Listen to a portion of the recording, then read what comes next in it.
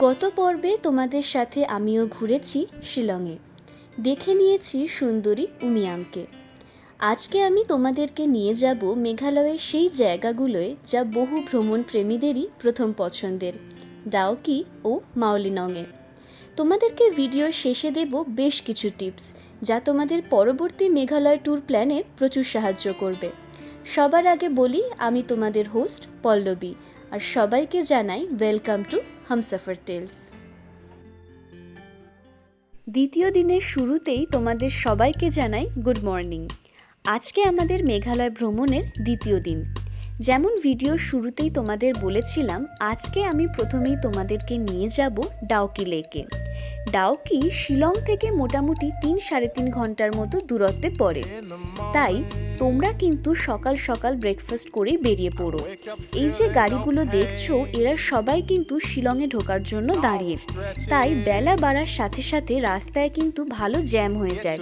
তাই বেশি লেট না করে বেরিয়ে পড়াই কিন্তু বুদ্ধিমানের কাজ হবে।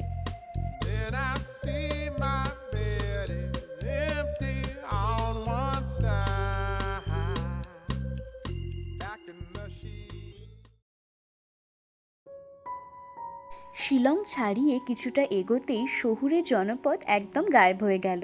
তার বদলে পড়ে রইল এই চিলতে রাস্তা, দুপাশে ছড়িয়ে ছিটিয়ে থাকা ছোট ছোট ঘরবাড়ি আর সবুজ ভেলভেটের গালিচা মোড়া দুপাশের এই বিস্তীর্ণ উপত্যকা।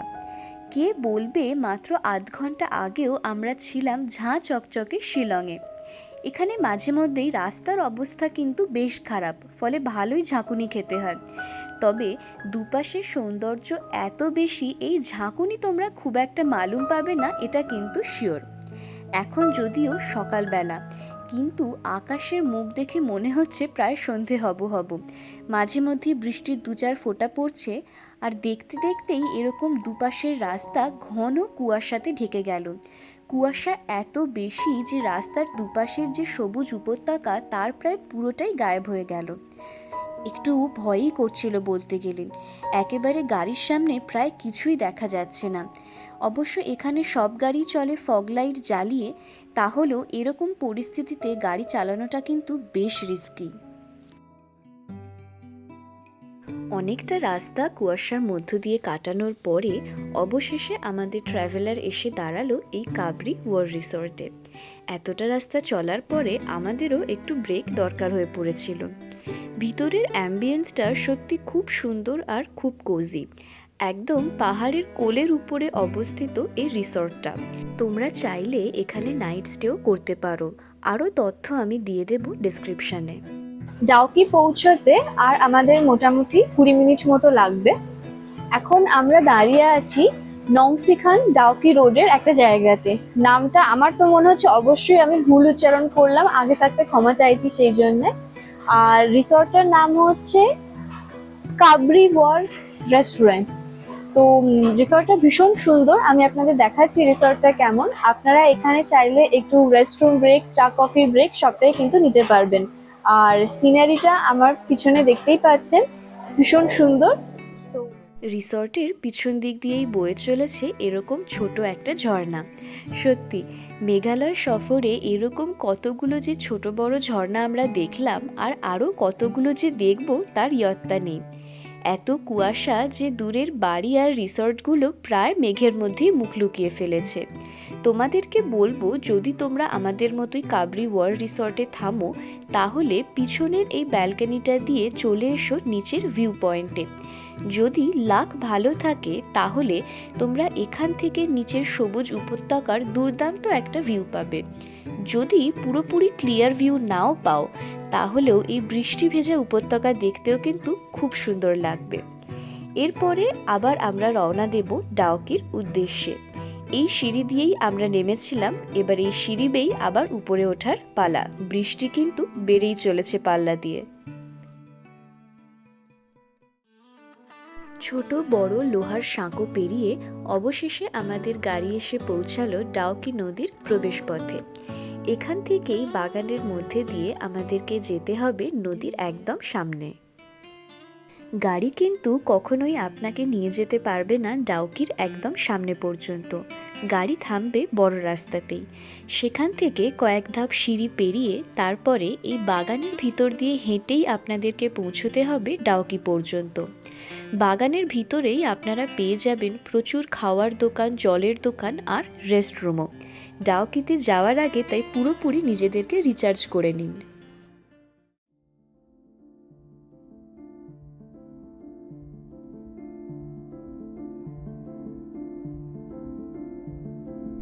ডাউকি, যে লেকের টানে সারা বছর দেশ বিদেশের ভ্রমণ পিপাসুরা ভিড় জমান এই মেঘালয়ে, সেই ডাউকি।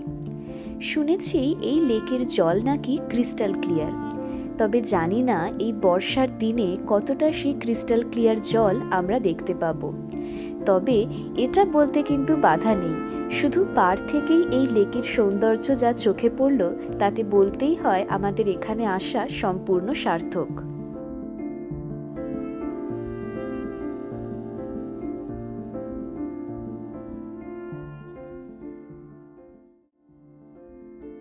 বোট ছাড়তেই চোখে পড়ল পাহাড়ের গায়ে ধস নামার একের পর এক ক্ষতচিহ্ন। যেহেতু বর্ষাকাল তাই ধস নামাটা এখানে একটা খুবই কমন ব্যাপার। সেই জন্যেই জলের সাথে মাটি মিশে যাওয়ার জন্যে ক্রিস্টাল ক্লিয়ার ভাবটা এখানে বেশ খানিকটা কমে গেছে। তবে তাহলেও এর সৌন্দর্যে যে কোনো ঘাটতি পড়েনি সেটা কিন্তু বলাই বাহুল্য। ডাউকিকে আমরা লেক বলে ডাকলেও আসলে ডাউকি কিন্তু নদী। তার পোশাকি নাম উমগট রিভার। দেখতেই পাচ্ছেন এখানে জল কি শান্ত, কি নিস্তরঙ্গ। দেখে মনেই হয় না কোনো নদীতে ভেসে বেড়াচ্ছি, ঠিক যেন লেকের জল।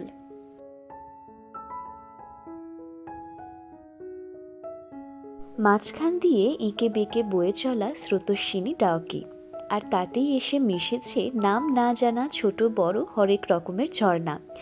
দুই পাশের পাহাড়কে যুক্ত করেছে সেই ব্রিটিশ আমলের 1932-এর তৈরি হওয়া এই সাসপেনশন ব্রিজ।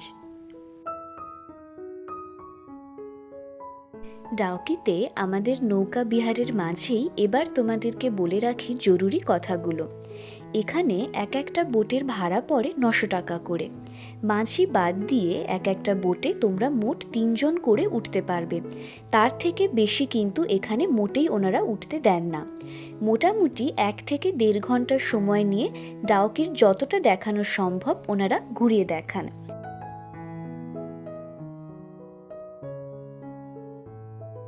তোমরা ডাউকিতে বেড়াতে এলে সাথে ভ্যালিড আইডি প্রুফ রাখতে কিন্তু একদম ভুলো না। আমরা ডাউকির যতটা ঘুরতে পারি তার থেকে একটু সামনে এগোলেই পড়ে ভারত বাংলাদেশ বর্ডার, তাই এখানে বেড়াতে এলে সাথে আইডি রাখাটা কিন্তু খুবই দরকারি। আর একটা কথা বলি, এখানে বোট রাইড যখন বুক করবে সেটা কিন্তু ক্যাশে করতে হয়, কোনো রকম অনলাইন ট্রানজ্যাকশন কিন্তু করা যায় না। আর বলাই বাহুল্য ডাউকির আশেপাশে কোনো এটিএম তোমরা কিন্তু পাবে না, তাই অবশ্যই ক্যাশ সাথে রেখো। যে 1-1.5 ঘন্টা ডাউকির বুকে তোমরা নৌকা বিহার করবে তার মধ্যেই মাঝি তোমাদেরকে নিয়ে আসবে এরকম কোনো না কোনো একটা ছোট্ট দ্বীপে।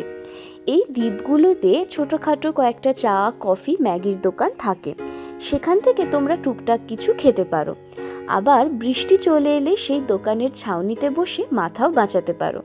তবে আমি বলবো খাও বা না খাও, দ্বীপগুলোতে নেমো অবশ্যই। এই দ্বীপগুলোর চারপাশের জল প্রায় ক্রিস্টাল ক্লিয়ার থাকে। বর্ষাকালে এসেও আমরা সেই জল কিন্তু ক্রিস্টাল ক্লিয়ারই পেয়েছিলাম। ইনি ছিলেন আমাদের নৌকার সারথি মান্নু ভাই। ডাউকির দুপাশের যে জয়ন্তিয়া পাহাড়, সেই পাহাড়েরই আদিবাসী এরা সবাই। উনি নিজের ভাষায় আমাদেরকে অনেক কথা বললেও আমরা তার প্রায় অধিকাংশটাই বুঝতে পারিনি। তোমরা কেমন এনজয় করছো মেঘালয়? পাড়ের প্রায় কাছাকাছি এসে মন্নু ভাইকে বলে কইয়ে রাজি করিয়ে একটু দাঁড়ও বেয়ে নিলাম। তবে উনি যে আমার হাতে দাঁড় ছেড়ে একটুও ভরসা পাননি সেটা আর বলে দিতে হয় না।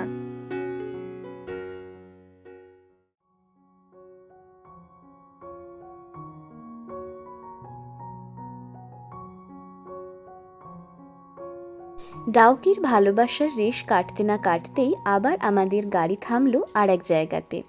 এখন যে ঝর্ণার পাশে আমরা এসে দাঁড়ালাম তার নাম বরহিল ফলস। আগেই বলেছি গোটা মেঘালয় জুড়ে ঝর্ণার কোনো কমতি নেই, গুণে শেষ করতে আপনি কখনোই পারবেন না।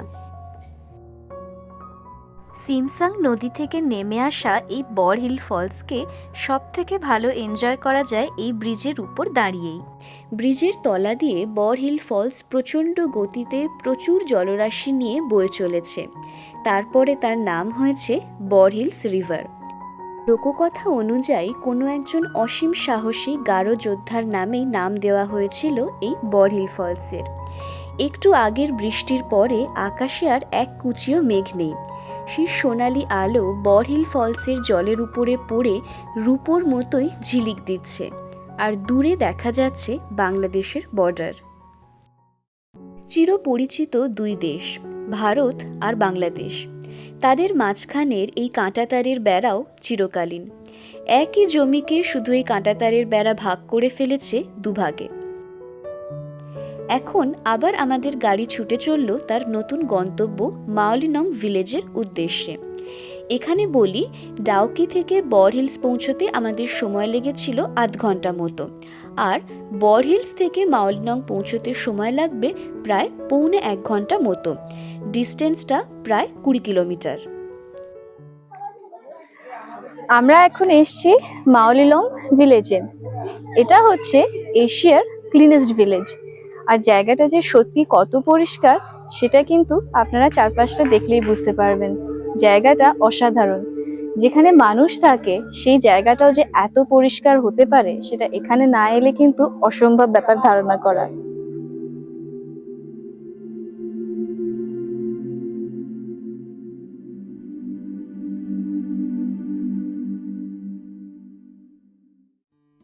এই গ্রাম অবস্থিত খাসি পাহাড়ের ঢালে। এখানকার অধিবাসীদের বাঁশ ও বেতের হাতের কাজ কিন্তু খুবই বিখ্যাত। সেগুলোও এখানে এসে একবার ঘুরে দেখতে ভুলো না। শুধু পায়ের তলায় নয়, মাথার উপরেও বিস্ময় ছড়িয়ে রয়েছে এই মাওলিনং ভিলেজে। পথে যেতে যেতে মাঝে মধ্যেই তোমাদের চোখে পড়বে এরকম নানান গাছবাড়ি বা ট্রি হাউস। এখানে এসে অবশ্যই দেখে নাও শতাব্দী প্রাচীন চার্চ অফ এপিফ্যানি। যদি লাক ভালো থাকে তাহলে ভিতরে ঢোকারও অনুমতি পেতে পারো। পথ চলতে চলতে তোমাদের নজরে পড়বে বাঁশের তৈরি এইরকম ডাস্টবিনগুলো। এগুলো কিন্তু এখানকার স্থানীয় অধিবাসীদেরই বানানো। এই গ্রামের ভিতরে ধূমপান এবং সিঙ্গেল ইউজ প্লাস্টিকের ব্যবহার সম্পূর্ণ বন্ধ। তাই তোমরা যখন এখানে ঘুরতে আসবে এই ব্যাপারটা কিন্তু অবশ্যই খেয়াল রেখো। যে গ্রামটাকে ওনারা এত সুন্দর করে এত যত্নে আগলে রেখেছেন নিজের আপনজনের মতো, আমরা যেন কয়েক ঘন্টার জন্য সেখানে বেড়াতে গিয়ে সেটাকে নোংরা না করে ফেলি।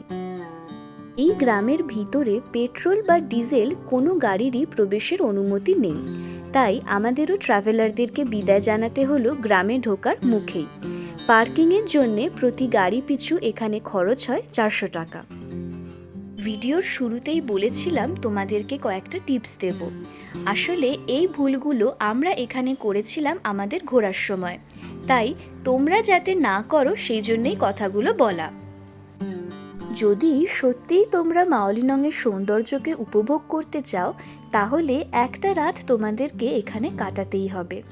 কিভাবে ওনারা এই গ্রামটাকে দিনের পর দিন এরকম ছবির মতো সুন্দর সাজিয়ে রেখেছেন, কিভাবে ওনাদের নিজেদের জীবনযাপন হয়, কি ওনাদের কালচার, সেই সব কিছু জানতে হলে একটা রাত তোমাদেরকে এখানে কাটাতেই হবে। আমি স্ক্রিনে এখানকারের কয়েকটা রিসর্টের নাম আর তাদের একদিনের ভাড়া দিয়ে দিলাম।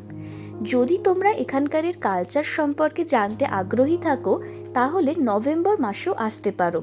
তখন এখানে 5 দিন ব্যাপী নংক্রেম নামক একটা ডান্স ফেস্টিভ্যাল হয়, যেটা দেবী কাবলেইয়ের উদ্দেশ্যে আয়োজিত হয়।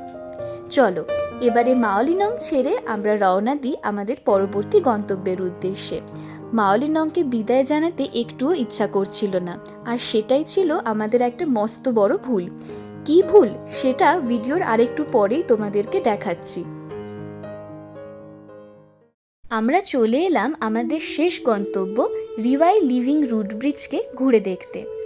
খাসি উপজাতির মানুষেরা রবার গাছের মূল দিয়ে নিজেদের হাতে বুনে তৈরি করেছিলেন এই লিভিং রুট ব্রিজকে। আসলে রবার গাছ বহুদিন পর্যন্ত বেঁচে থাকে এবং তার থেকে এরকম ঠেসমূল বেরোতেই থাকে, তাই যত দিন যায় শুকিয়ে যাওয়ার বদলে এই সেতু কিন্তু ততই মজবুত হতে থাকে। একদম নিচ অবধি নামতে গেলে তোমাদেরকে প্রায় 100 ধাপ সিঁড়ি এখানে পেরোতে হবে, আর টিকিট লাগে 50 টাকা জন প্রতি। গাছের সেতুর তলা দিয়ে আপন মনে বয়ে চলেছে থাইলং নদী। এবারে তোমাদেরকে বলতেই হয় আমরা কি ভুল করেছিলাম। আসলে মাওলিনং ভিলেজ আমাদের সবার এত পছন্দ হয়েছিল, সেখান থেকে বেরিয়ে যখন আমরা এখানে এলাম তখন অনেকটা সন্ধে হয়ে এসছে।